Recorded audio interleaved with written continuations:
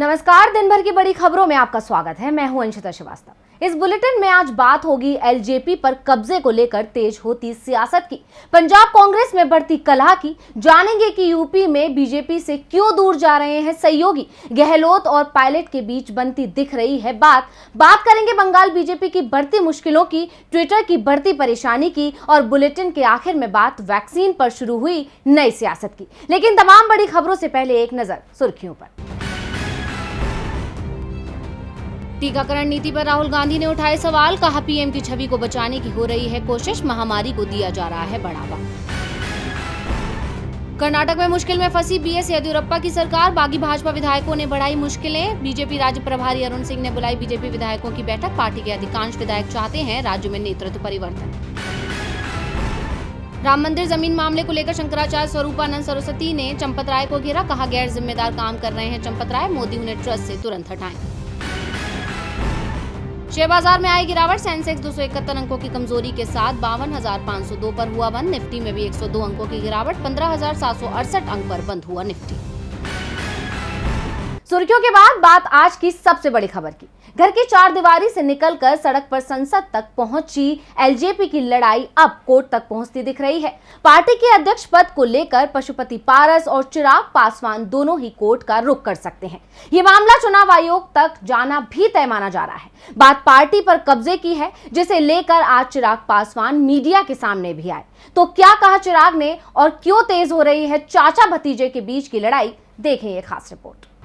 पासवान परिवार में पार्टी पर कब्जे की लड़ाई तेज हो चुकी है। चाचा भतीजा एक दूसरे के खिलाफ अब खुलकर बोलने लगे हैं। पटना में चिराग समर्थकों का गुस्सा देखा जा रहा है, तो दिल्ली में चिराग को छोड़ बाकी के सभी सांसद पशुपति पारस को अपना नेता मान चुके हैं।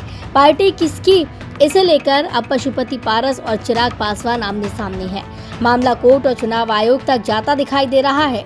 इसी बीच चिराग पासवान ने आज अपना पक्ष रखते हुए कहा है कि बिहार चुनाव के दौरान, उससे पहले भी, उसके बाद भी कुछ लोगों द्वारा और खास तौर पर जनता दल यूनाइटेड द्वारा हमारी पार्टी में सेंध लगाने के प्रयास लगातार किए जा रहे थे। मेरी पार्टी के पूरे समर्थन के साथ मैंने चुनाव लड़ा और कुछ लोग मुश्किल राह पर चलने के लिए तैयार नहीं थे। मेरे चाचा ने खुद चुनाव प्रचार में कोई भूमिका नहीं निभाई। मेरी पार्टी के कई और सांसद अपने व्यक्तिगत चुनाव में व्यस्त थे। ये सब तब हुआ जब मेरा स्वास्थ्य सही नहीं था। मैंने उस समय अपने चाचा से बात करने की कोशिश की, लेकिन उन्होंने कोई जवाब नहीं दिया। उन्होंने कहा कि सदन के नेता की नियुक्ति संसदीय समिति का फैसला है, न कि मौजूदा सांसद। ऐसी खबरें आई हैं कि मुझे पार्टी के राष्ट्रीय अध्यक्ष के पद से हटा दिया गया है। पार्टी के संविधान के अनुसार राष्ट्रीय अध्यक्ष को केवल तभी हटाया जा सकता है जब वो इस दुनिया में ना रहे या फिर उसने खुद इस्तीफा दिया हो। चिराग ने नीतीश कुमार और उनकी पार्टी पर सीधे सीधे एलजेपी को कमजोर करने का आरोप भी मढ़ा है। इसके साथ ही चिराग पासवान ने लोकसभा अध्यक्ष को भी पत्र लिखा है, जिसमें उन्होंने मांग की है कि पार्टी सदस्यीय दल के नेता पद पर पशुपति पारस की नियुक्ति को लेकर वो फिर से विचार करें। इस बीच पशुपति पारस गुट ने चिराग पासवान को अध्यक्ष पद से हटाने के बाद नए अध्यक्ष के चुनाव की प्रक्रिया भी शुरू कर दी है। विवाद हर जगह है। बिहार में एलजेपी में विवाद दिख रहा है तो पंजाब में कांग्रेस मुश्किल में दिख रही है। विधानसभा चुनावों से ठीक 6 महीने पहले पार्टी में सीएम अमरिंदर सिंह और विधायक नवजोत सिंह सिद्धू आमने सामने हैं। कांग्रेस की ओर से सिद्धू को अपने पाले में रखने के लिए तमाम ऑफर दिए गए हैं, लेकिन सिद्धू के तेवरों से साफ है कि पार्टी ने उनकी मांग नहीं मानी तो वो कोई भी फैसला ले सकते हैं। सिद्धू अमरिंदर सिंह के साथ चलने को किसी भी सूरत में तैयार नहीं है। तो क्या है सिद्धू की डिमांड, देखिए रिपोर्ट। पंजाब में कांग्रेस पार्टी में पिछले कई दिनों से कलह बढ़ रही है, जिसका असर आने वाले विधानसभा चुनावों में दिख सकता है। यदि पार्टी की कलह नहीं थमी तो चुनावों में नुकसान तय है। 6 महीने बाद ही पंजाब में विधानसभा चुनाव है और पंजाब में सीएम अमरिंदर और नवजोत सिंह सिद्धू की लड़ाई अब खुलकर सामने आ गई है। सिद्धू समर्थक अब अपनी ही सरकार के खिलाफ लगातार बयान दे रही हैं, लेकिन पार्टी के अंदर आज भी कैप्टन अमरिंदर सिंह की पकड़ सबसे ज्यादा मजबूत है। पार्टी के 60 से ज्यादा विधायकों ने कहा है कि यदि अमरिंदर के नेतृत्व में चुनाव लड़ा तो कांग्रेस की जीत तय है, नहीं तो परिणाम क्या आएंगे ये सोचा भी नहीं जा सकता। लेकिन नवजोत सिंह सिद्धू झुकने को तैयार नहीं है। सिद्धू ने सोनिया गांधी द्वारा उनकी शिकायत को सुनने के लिए बनाई गई कमेटी को साफ कह दिया है कि मुख्यमंत्री का जनता विधायक पार्टी के नेताओं से कोई कनेक्शन नहीं है। यहां तक कि पंजाब सरकार पर अभी भी बादल परिवार का साया है। पार्टी की ओर से सिद्धू को डिप्टी सीएम पद का ऑफर भी दिया गया था, लेकिन चुनावों के करीब इस ऑफर को सिद्धू मानने को तैयार नहीं है। उनकी मांग नेतृत्व परिवर्तन की है।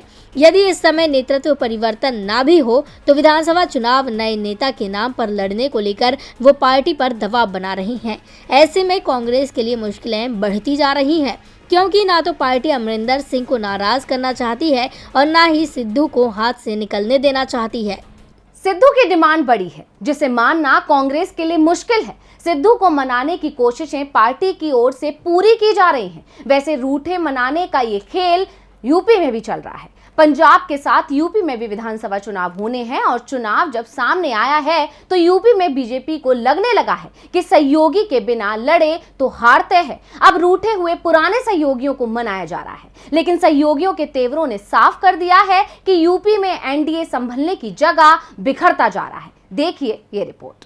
यूपी विधानसभा चुनाव में 6 महीने का ही वक्त बचा है और एक और तमाम दलों के नेता सुरक्षित ठिकाने की तलाश में सपा में तेजी से शामिल हो रहे हैं। वहीं दूसरी ओर बीजेपी से उसके सहयोगी दूर भागते जा रहे हैं। योगी आदित्यनाथ को लेकर पार्टी मुश्किल में फंसी हुई है। पार्टी के अधिकांश विधायकों का कहना है कि पूरे 4.5 साल में अपनी ही सरकार में उनकी नहीं सुनी गई। दावा किया जा रहा है कि 60% विधायक योगी की कार्यशैली से नाराज हैं और उन्हें डर लग रहा है कि योगी के नेतृत्व में चुनाव लड़ा तो जीत मुश्किल है, लेकिन योगी को हटाकर चुनाव लड़ा तो जीत और भी मुश्किल है। पार्टी का अंदरूनी सर्वे 100 से कम सीटों पर बीजेपी की बढ़त बता रहा है। पूर्वांचल में बीजेपी को इस समय सबसे ज्यादा जरूरत उसके सहयोगी की दिखाई दे रही है। 2017 में यहां सुहेलदेव भारतीय समाज पार्टी और अपना दल के साथ बीजेपी ने गठबंधन किया था। एलजेपी ने शुरुआत में कुछ सीटों पर चुनाव लड़ने का ऐलान किया था, लेकिन बाद में बीजेपी के दबाव में रामविलास पासवान ने बीजेपी के समर्थन में उम्मीदवार न उतारने का ऐलान कर दिया। लेकिन आज वो हालात बिल्कुल बदले नजर आ रहे हैं। बीजेपी के सहयोगी उसे आंख दिखा रहे हैं। अपना दल सिर्फ एक कैबिनेट सीट को लेकर नाराज है। मोदी सरकार में अनुप्रिया पटेल को जगह न दिए जाने के बाद से ही अनुप्रिया अपनी नाराजगी सार्वजनिक करती आ रही हैं। लेकिन अब कहा जा रहा है कि मंत्रिमंडल विस्तार में उन्हें जगह मिल सकती है। लेकिन अब अपना दल की ओर से 20 सीटों पर दावा कर दिया गया, जबकि 2017 में बीजेपी ने अपना दल को 12 सीटें दी थी। निषाद पार्टी तो गठबंधन से पहले ही बीजेपी को आंख दिखा रही है।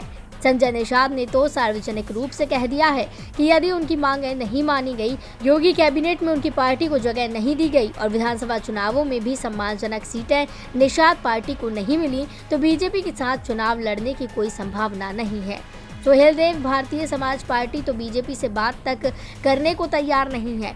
अभी कुछ दिन पहले ही बीजेपी के राष्ट्रीय अध्यक्ष जेपी नड्डा ने ओम प्रकाश राजभर को फोन लगाया था। नड्डा राजभर से दिल्ली में बैठक कर बात करना चाहते थे, लेकिन राजभर ने उनसे कह दिया कि आप मेरे पीएस से बात कर लीजिए। राजभर की नाराजगी का अंदाजा पहले से ही था, इसलिए निषाद पार्टी और अपना दल को साधने के लिए मोदी के करीबी AK शर्मा को लगाया गया था, जबकि राजभर की जिम्मेदारी खुद नड्डा ने ली थी। मुश्किल एलजेपी को लेकर भी बीजेपी के सामने खड़ी हो गई है। रामविलास पासवान को तो बीजेपी ने समझा लिया था, लेकिन आज एलजेपी में जो स्थिति है उसमें क्या चिराग को बीजेपी यूपी में चुनाव लड़ने से रोक पाएगी, क्योंकि पूर्वांचल की कई सीटों पर एलजेपी का प्रभाव है। बीजेपी की परेशानी बढ़ती जा रही है। ऐसे में सवाल है, क्या इस बार बीजेपी को अकेले ही यूपी चुनाव लड़ना होगा? हर जगह मुश्किल। बिहार, पंजाब और यूपी में सियासती लड़ाई पार्टियों की मुश्किल बढ़ा रही है, लेकिन राजस्थान में कांग्रेस को राहत मिलती दिख रही है। एक साल में लड़ाई यहां भी चल रही थी।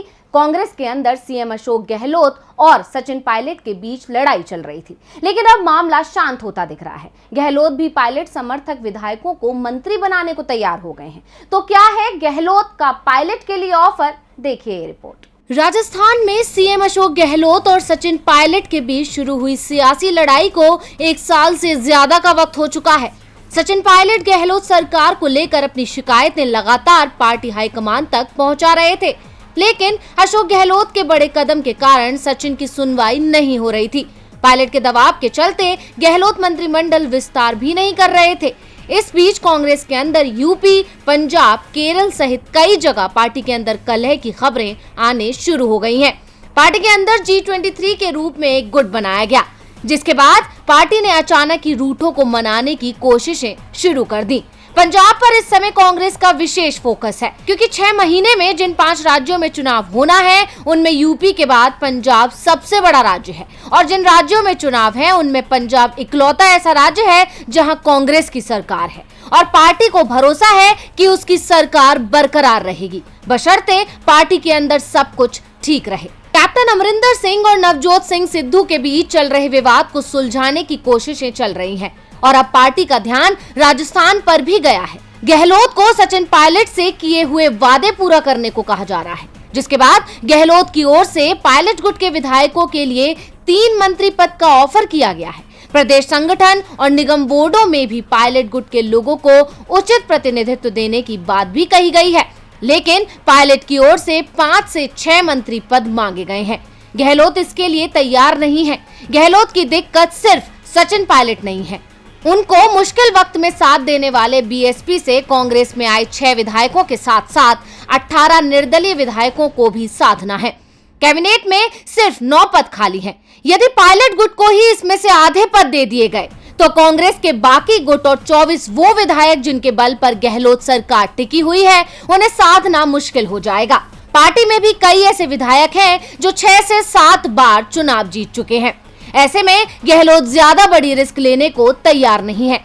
ऐसे में नया फॉर्मूला तैयार किया जा रहा है, जिसे पायलट समर्थकों को निगम बोर्डों में ज्यादा प्रतिनिधित्व दिया जा सकता है। अब देखना है कि पायलट क्या जवाब देते हैं। वैसे इस समय पायलट के पास ज्यादा विकल्प नहीं है। गहलोत ने थोड़ा झुकने के संकेत दिए हैं। राजस्थान कांग्रेस में बात बनती दिख रही है, तो पश्चिम बंगाल बीजेपी में बगावत बढ़ती दिख रही है। पार्टी के एक सांसद ने अब टीएमसी में जाने के संकेत दे दिए हैं। देखिए ये रिपोर्ट।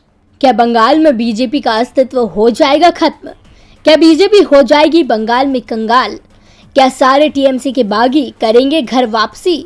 ये सवाल तब से सियासी गलियारों में गूंज रही हैं जब से नेताओं ने बीजेपी का दामन छोड़ टीएमसी का हाथ थामा। अभी मुकुल रॉय का गम तो बीजेपी भुला नहीं पाई थी कि सांसद सुनील मंडल भी उसकी मुश्किलें बढ़ाने में जुटी हैं। चुनाव से पहले तृणमूल छोड़ बीजेपी का भगवा झंडा थामने वाले सांसद सुनील मंडल ने कहा है कि टीएमसी छोड़कर बीजेपी में शामिल होने वाले कई नेता असहज महसूस कर रहे हैं। उन्हें दिल से स्वीकार नहीं किया गया। बीजेपी में कुछ लोग सोचते हैं कि पार्टी में नए लोगों पर भरोसा करना सही नहीं है। सुनील मंडल के बयान से साफ है कि बीजेपी में सब कुछ ठीक नहीं है और आने वाले दिनों में राज्य की राजनीति में कुछ बड़ी उठापटक होने का अंदेशा साफ लगाया जा सकता है। वैसे दल बदल के संकेत तो तब से ही मिल रही हैं जब से मुकुल रॉय के टीएमसी के जाने के बाद बीजेपी के कई नेताओं ने वापस टीएमसी में शामिल होने की बात कही। टीएमसी के नेता राजीव बनर्जी जो चुनाव से ठीक पहले बीजेपी में शामिल हुए थे, वो भी कोलकाता में दिलीप घोष की ओर से बुलाई गई एक महत्वपूर्ण बैठक में शामिल नहीं हुए थे। हाल ही में वो टीएमसी के 2 नेताओं से मुलाकात भी कर चुके हैं। इसके अलावा 24 विधायक भी बागी तेवर दिखा रहे हैं।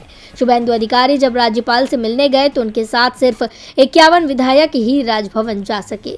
24 विधायकों ने जाने से इनकार कर दिया। ये इनकार पार्टी में दरार को साफ दर्शा रहा है, जिससे बीजेपी बेदम होती नजर आ रही है। सियासत में हर तरफ मुश्किल ही दिख रही है। पार्टियों को अपनों से ही चुनौती मिल रही है। चुनौती ट्विटर की ओर से भी दी गई थी। सरकार और ट्विटर के बीच शुरू हुई लड़ाई में अब ट्विटर की मुश्किलें बढ़ती दिखने लगी हैं। सरकार द्वारा लाए गए नए आईटी नियमों का पालन न करने पर केंद्र सरकार की ओर से ट्विटर पर पहली कार्रवाई हुई है। देखिए ये report. Social media company Twitter और मोदी सरकार के बीच लंबे वक्त से नए आईटी नियमों को लेकर खींचतान चल रही है। जहां सरकार उस पर दबाव बना रही है, तो वहीं दूसरी तरफ ट्विटर भी झुकने को तैयार नहीं। उसने भी अपने तेवर तल्ख कर दिए हैं। इस विवाद के बीच मोदी सरकार ने अब उस पर एक्शन लिया। सोशल मीडिया कंपनी को मिला इंटरमीडियरी यानी मध्यस्थ का दर्जा खत्म हो गया है। ऐसे में पुलिस अब कंपनी की भारतीय इकाई के मैनेजिंग डायरेक्टर समेत शीर्ष अधिकारियों से पूछताछ कर सकेगी और इस प्लेटफॉर्म पर शेयर किए गए गैर कानूनी कंटेंट को लेकर कानूनी कार्रवाई का सामना भी करना पड़ सकता है। दरअसल भारत सरकार की तरफ से फरवरी में इंटरनेट मीडिया के लिए नए नियम जारी किए गए थे, जिसके लिए सोशल मीडिया प्लेटफॉर्म को नए नियम का पालन करने के लिए 25 मई तक का समय दिया गया था।